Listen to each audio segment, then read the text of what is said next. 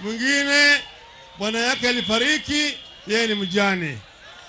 Mwingine alikuwa ameoana na mtu lakini wamekosana, ndoa imekuwa mbaya, talaka. Mwingine alidanganywa na kijana, nakupenda sana, nitakuoa. Lakini sasa tuendelea kufanya kazi. Umefanya kazi, mimba imetokea, kijana ametoroka. Sasa huyo mama anahangaika na mtoto. Hao mama wanapata shida mingi zaidi kwa maisha, sio?